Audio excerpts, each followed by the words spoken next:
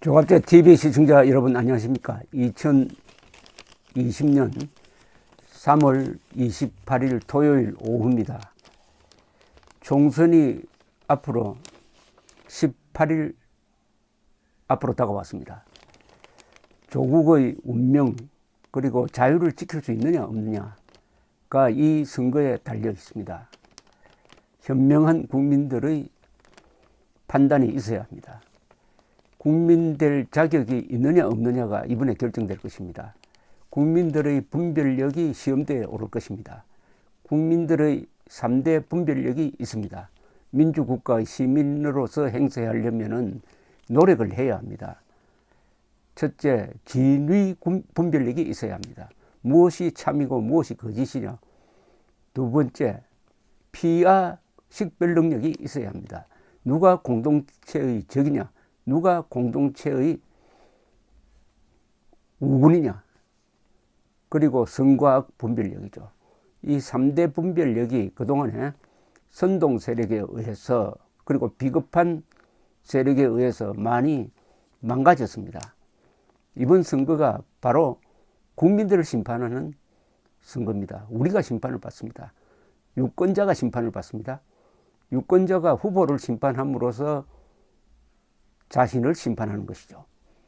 어떤 후보를 당선시키느냐, 결국 그 사람이 우리 국민들의 평균된 수준이 될 것입니다. 이 정치는 결국 선거인데, 선거는 표를 얻어서 정권을 잡겠다고 하는 거니까 더골이 말한 대로 정치인은 무슨 행세를 하면서 주인이 되겠다는 사람이기도 합니다. 선거판에는 못할 짓이 없다고 알려져 있는데 이거 해도 좀 심한 경우가 이 경우입니다. 호남에서 오랫동안 이 당선을 기록했던 사람들이 보이는 행태입니다.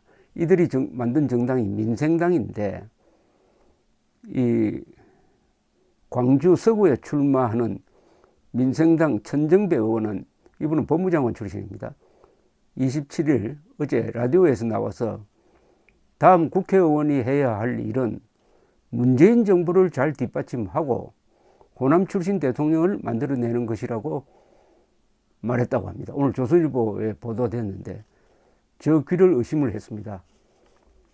아니 민생당이면은 지금 민주당을 비판을 하고 견제해야 될 입장인데 문재인 정부를 잘 뒷받침한다고 하니까 이건 완전히 민주당의 이중대를 자처를 하고 거기서 한 걸음 더 나가서 호남 출신 대통령을 만들겠다고 합니다.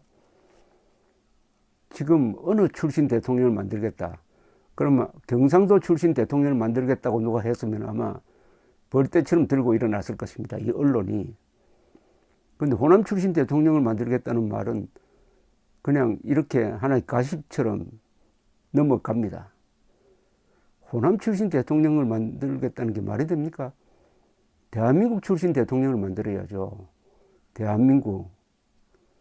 지금 총선은 대통령을 뽑는 선거는 아니지만은 자신이 당선되기 위해서 호남 출신 대통령을 만들고 지금 현직 대통령을 뒷받침해야 된다 하는 걸 가지고 표를 얻겠다고 하는 것은 이거는 호남 사람들을 우롱하는 것이 아닐까요? 근데 이분만 이러는 게 아닌 게 전남 목포에서 출마하는 민생당 박지원 의원도 페이스북에다가 뭐라고 썼느냐. 문재인 대통령과 정권 재창출을 위해 미래통합당과 누가 TV에서 제일 잘 싸울 수 있을까라고 적었습니다. 이거는 도를 넘어서 아예 문재인 정권 호위 무사를 자처하고 있습니다.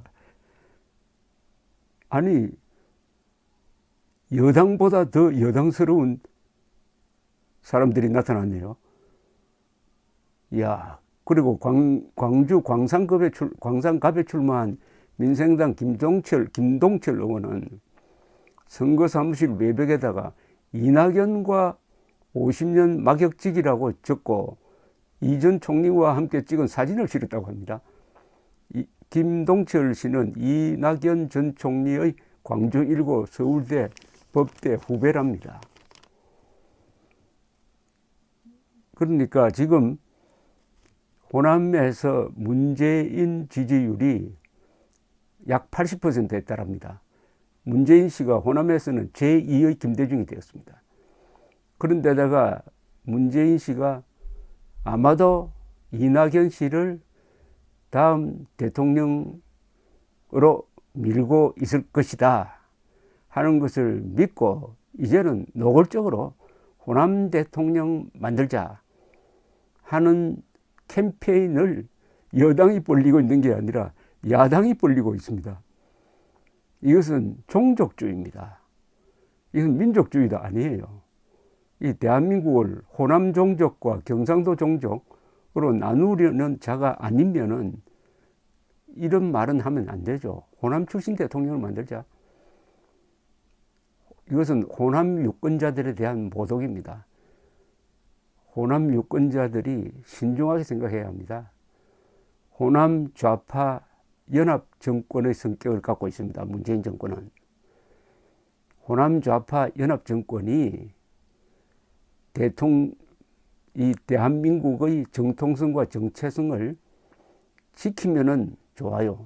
그러나 대한민국의 정통성과 정체성을 훼손하는 방향으로 간다면은 호남 분들이 이번에 이 정권을 심판해야 되는 것 아닐까요? 어쨌든 이 호남 분들에 대한 이런 모욕적인 선거운동은 아마 전례가 없었을 것입니다. 전례가. 이것은 요새 선거법 위반을 많이 들이대는데 이것은 선거법 위반으로 다스려야 된다고 생각합니다. 그러니까 지역 감정을 선동하는 것, 이렇게 지역 감정에 노골적으로 호소하는 것은 대한민국을 분열시킵니다. 분열시킵니다. 제가 어떤 특정 정당을 지지, 비판하지 않습니다. 저는 어떤 정당의 행위 자체를 지지 또는 찬성, 비판할 뿐입니다. 그 정당과 행위를 구분하려고 노력합니다. 말하자면 우리가 법원에서 어떤 죄인을 벌할 때 벌하는 것은 그 사람이 저지른 범죄를 벌하는 겁니다. 그 인간을 처벌하는 게 아닙니다. 아주 좀 어려운 문제의 해결 방식이기도 하지만은 성경에서는 이런 말도 있습니다. 죄를 미워하라. 그러나 죄인을 사랑하라라고 합니다. 그런 점에서 이 민생당이 조금 더 좋은 애국적인 이야기를 하면은 저는 민생당의 그 점을 지지할 용의가 있습니다. 예컨대 민생당이 지금 문재인 정권이 추진하는 반대한민국적, 친김정은적 정책은 책임지고 맡겠습니다. 호남 사람들도 그렇게 해 주십시오. 이렇게 이야기한다면 박수를 보내겠습니다. 근데 민생당은 문재인, 이낙연 두 사람이 호남에서 인기가 있고 한 사람은 호남 출신이라는 요점만 초점을 맞춰서 이런 반민주적, 반역사적 선거운동을 하고 있습니다. 샤르르 드골이 생각납니다. 이 프랑스를 2번 구한 사람이죠. 위대한 정치 지도자였습니다. 그러나 이분은 정치를 아주 냉소적으로 본 사람이었어요. 정치인을 냉소적으로 말하는 것 중에 이런 게 있죠. 사람이 할 수 있는 일을 하는 사람은 보통 사람이다. 사람이 할 수 없는 일을 하는 사람이 기업인이다. 사람이 해서는 안 되는 일을 하는 사람이 정치인이다. 이런 이야기인데 드골이 한 이야기 중에 이런 명언이 있습니다. 정치에서는 조국이나 유권자들을 배신해야 할 필요가 있다. 나는 그럴 경우 유권자들을 배신할 것이다. 그러니까 유권자들에게 영합해서 표를 얻지 않겠다는 이야기죠. 이 드골의 명언을 몇 개 소개를 해드리겠습니다. 침묵은 권력의 최종 병기다. 위대한 사람들 없이는 위대한 성취도 없다. 사람들은 위대하려는 의지가 있어야만 위대해질 수 있다. 나는 정치란 정치인들에게 맡겨놓기에는 너무나 심각한 문제란 결론에 도달했다. 이 말은 뭐냐면 정치인 클레망소가 전쟁이란 장군들에게만 맡겨놓기엔 너무나 심각한 문제다고 했던 데 대해서 반박입니다.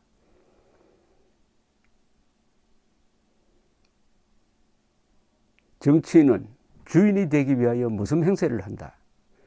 정치인들은 자신이 말한 것도 믿지 않기에 다른 사람들이 그를 믿으면 놀란다. 많은 사람들이 심사숙고하지만 행동하는 이는 혼자다. 나쁜 방법이라도 없는 것보다는 낫다. 정치는 기술이고 봉사이지 이용해 먹는 게 아니다. 정치는 현실을 통하여 이상을 지향하는 행위다.